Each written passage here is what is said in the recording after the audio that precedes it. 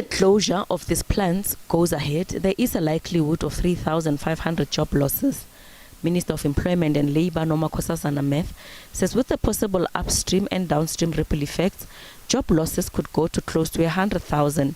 The company says it's battling unsustainable losses due to high input costs from factors such as electricity and logistics and low demand.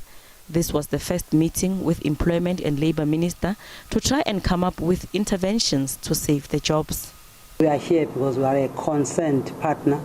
If we are told there is a potential or a risk of losing the jobs, that I think the media knows the number, it is confirmed that direct jobs is about 2,200 that are being discussed in terms of what we are talking about, and plus 1,300 other indirect jobs like your subcontractors that might be affected. But beyond that, there's also upstream and downstream jobs that will be affected if this plant finally closes down, and the number is scary.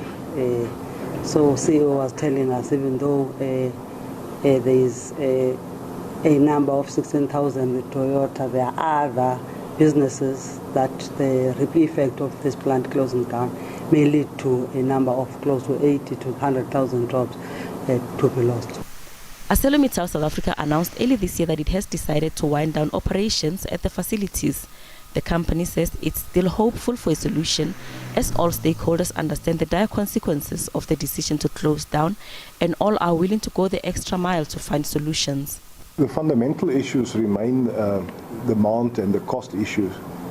I think demand won't change overnight, but it doesn't mean a company has to be loss-making in a low demand scenario. So we're comfortable that you make less profits, and when the market return, you go to a normalized business environment. I think it's also important just to stress that we continue to advocate and request a level playing field. We want an enabling environment for manufacturing of steel. So those cost issues that we well publicized in terms of energy and rail, those need to be addressed. The unfairness in terms of the tax PPS system and the export tax, those need to be addressed.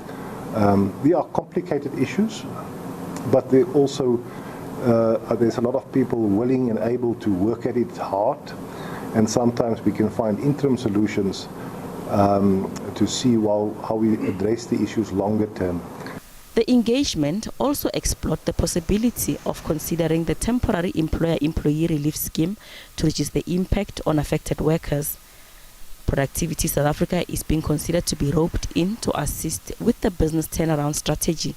Doris Sefako Musi, SABC News, Johannesburg.